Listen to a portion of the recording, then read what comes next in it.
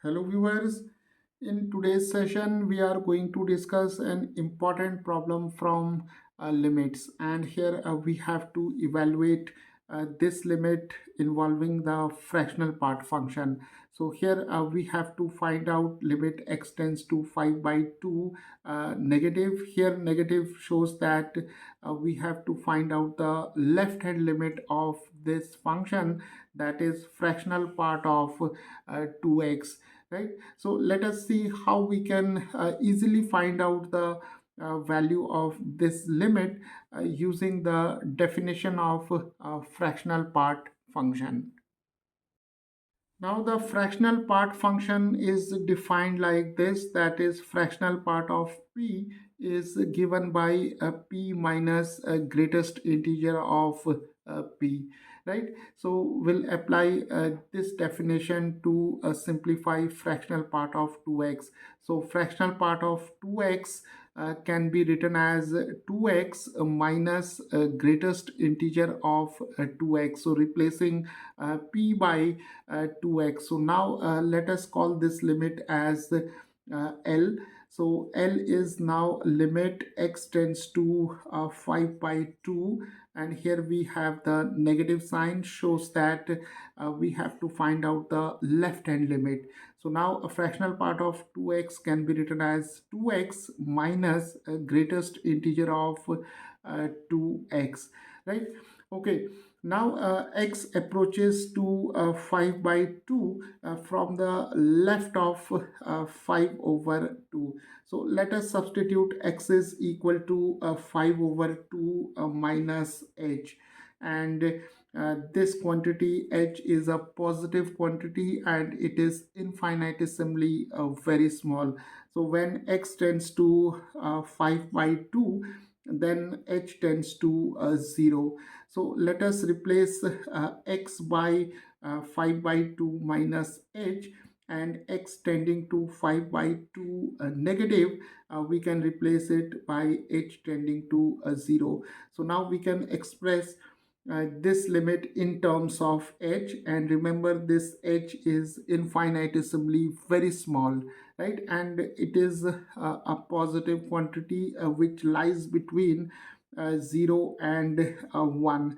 So we have now limit h tends to 0, and here we have 2 times 5 by 2 minus h, and then we can now write here greatest integer of 2 times 5 over 2 minus h, and here we have the brackets. So these brackets are simple square brackets, but here this bracket indicates the greatest integer function.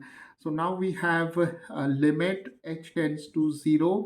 So here we can simplify. This is 5, 2 and 2 get cancelled, then we have minus 2h, and then we have greatest integer of 5 minus 2h, right? So now we have to assign value to this greatest integer, that is greatest integer of 5 minus 2h. So for this we'll make use of this inequality. Now see, h lies between 0 and 1, and h is very small. So 2h also lies between 0 and 1. Now if we multiply this inequality throughout by minus 1, then we have here 0, then we have minus 2h, and then we have minus 1. But the direction of the inequality, it gets reversed, right? So now here we have 5 minus 2h, so let us add throughout 5. So here we have 0 plus 5, and then we have 5 minus 2h, and then we have minus 1 plus 5. So now here we have 5, and then we have 5 minus 2h, and 5 minus 1 is 4. So we can also rewrite this inequality as 5 minus 2h is greater than 4, but it is less than 5, right? So now 5 minus 2h, it lies somewhere between 4 and 5. So the greatest integer of 5 minus 2h should be equal to this number, that is 4, due to the definition of greatest integer function. So now we have limit h tends to 0.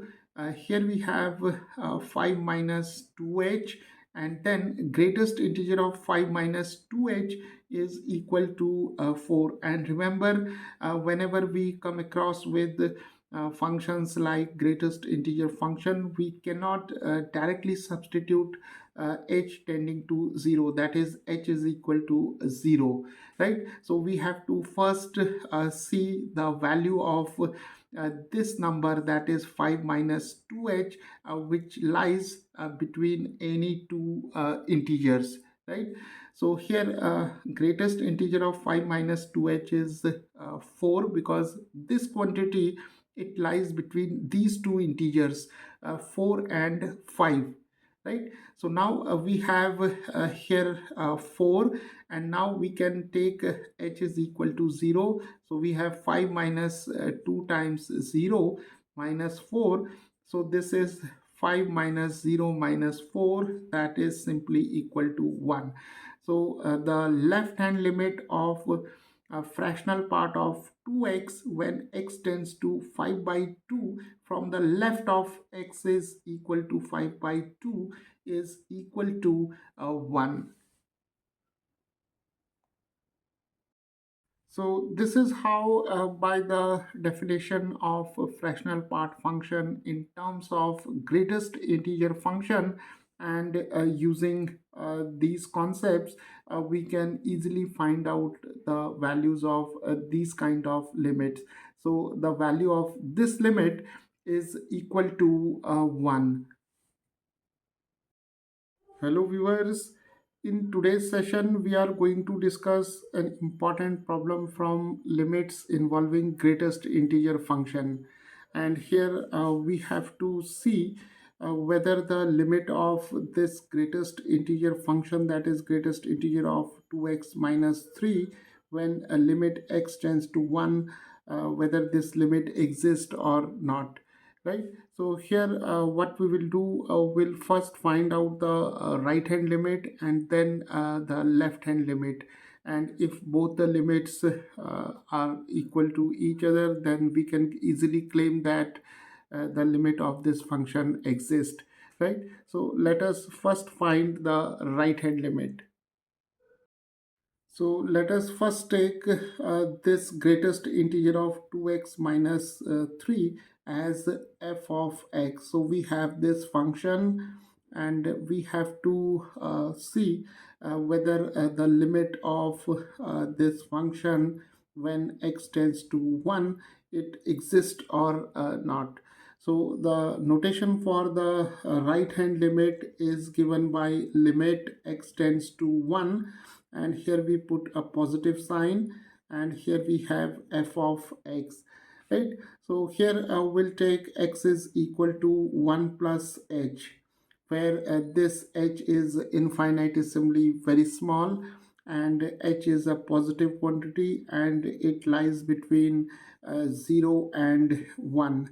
So when x tends to 1, from the right of x is equal to 1, then h tends to 0. So here we have the real number line, and here we have 1, and here we take a point in the neighborhood of x is equal to 1, and this point is 1 plus h. So while finding out the right hand limit, we take a point in the neighborhood of x is equal to 1, which lies towards the right of x is equal to 1. And when we find out the left hand limit, then we take a point towards the left of x is equal to 1, and this point is 1 minus h. So now the right hand limit, it can be written as limit h tends to 0, because when x tends to 1, then h tends to 0, and we have f of x, and x can be replaced by 1 plus h. So now the value of f of 1 plus h can be obtained by replacing x by 1 plus h. So we have greatest integer of 2 times 1 plus h minus 3. So let us simplify it. We have here 2 times 1 is 2, then we have 2h minus 3, and we can now write limit h tends to 0, and here we have 2h, and 2 minus 3 is minus 1. So whenever we come across with functions like greatest integer function, we cannot directly substitute here h is equal to 0, right? So we'll first make use of the definition of greatest integer function, right? So let us first quickly see the definition of greatest integer function. Now consider a real number x, and if we have x greater than or equal to n but less than n plus 1, where n is some integer, then the greatest integer of x is equal to n, right? For example, if we have greatest integer of say 2.3, then the value of greatest integer of 2.3 is equal to 2, because 2.3 is greater than 2, but it is less than 2 plus 1, that is 3, right? And similarly, if we have say minus 2.3, then the greatest integer of minus 2.3 is equal to minus 3, because minus 2.3 is greater than minus 3, but it is less than minus 2. So now with the help of the definition of greatest integer function, we have to assign a value to this expression, that is greatest integer of 2h minus 1. So for this we have to make use of this inequality, that is this quantity h is a very small quantity, that is infinitesimally very small, but it lies between 0 and 1. So when h lies between 0 and 1 and it is infinitesimally very small, then the value of 2h should also lie between 0 and 1, right? And here we have 2h minus 1. So if we subtract 1 throughout this inequality, then we have 0 minus 1, and here we have 2h minus 1, and here we have 1 minus 1. So this is minus 1, this is 2h minus 1, and this is 0. So now a 2h minus 1, it lies between minus 1 and 0. So here we have the real number line, here we have 0, and here we have minus 1. So this quantity 2h minus 1, it lies somewhere between minus 1 and 0. So by definition of greatest integer function, the value of greatest integer of 2h minus 1 should be equal to minus 1. So here we have limit h tends to 0. Greatest integer of 2h minus 1 is limit h tends to 0, and for greatest integer of 2h minus 1 we can write minus 1. Now this term is independent of h, so the limit is simply equal to minus 1. So the right hand limit of this function when x approaches to 1 is minus 1. So here we have a right hand limit equal to minus 1. So let us now find out the left hand limit. Now the notation for the left hand limit is given by limit x tends to 1, and here we put a negative sign which shows that now we are approaching towards x is equal to 1 from the left of x is equal to 1.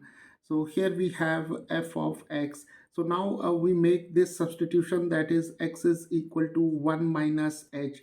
Now 1 minus h implies that we have to consider all values of x which are less than 1, right? And other conditions remains the same. So when x tends to 1, from the left of x is equal to 1, then h tends to 0. So now we have limit h tends to 0, and here we have f of x is 1 minus h.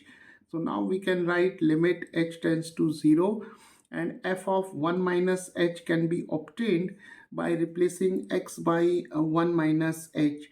So we have 2 times 1 minus h, and here we have minus 3. So let us simplify it. So we have now 2 minus 2h minus 3, and this is the limit h tends to 0, and we have 2 minus 3 is minus 1, so we have minus 2h minus 1. So now our aim is to assign value to greatest integer of minus 2h minus 1, again by using this is the inequality, that is h lying between 0 and 1. So now h lies between 0 and 1. So 2h should also lie between 0 and 1. Now here we have minus 2h minus 1. So let us add throughout 1. So we have 0 plus 1, here we have 2h plus 1, and here we have 1 plus 1. So we have 1, here we have 2h plus 1, and here 1 plus 1 is 2. Now 2h plus 1, it lies between 1 and 2, but here we have a negative of 2h minus 1. So what we can do here, we can write limit h tends to 0, greatest integer of negative of 2h plus 1. So now if we multiply throughout by minus 1, then we have minus 1 minus 2h plus 1, and here we have minus 2. But the direction of the inequality get reversed. So we have here minus 2h plus 1, here we have minus 1, and here we have minus 2. So we can also write this inequality as minus 2 is less than minus 2h plus 1, and this is further less than minus 1. So minus 2h plus 1, it lies between minus 2 and minus 1. So here we have the real number line, and here we have minus 1, and here we have minus 2. So minus 2h plus 1, it lies somewhere between minus 2 and minus 1. So the greatest integer of minus 2h plus 1 should be equal to minus 2 due to this definition. So here we have minus 2. So now the left hand limit is equal to a limit h tends to 0, and for greatest integer of minus 2h plus 1 we have minus 2. So here we have simply minus 2 because this term is independent of h. So the left hand limit of this function when x approaches to 1 is equal to minus 2. So now from this discussion, we have arrived at the conclusion that the right hand limit is equal to minus 1 and the left hand limit is equal to minus 2. And here, although the right hand limit and left hand limit both exist and they are finite, but they are not converging to the common value, right? So this implies that right hand limit is not equal to the left hand limit, because for the existence of limit of a function, the right hand limit should be equal to left hand limit. But in this case, the right hand limit is minus 1 and the left hand limit is minus 2, and minus 1 is not equal to minus 2. So we can safely claim that the limit of this function when x approaches to 1, it does not exist.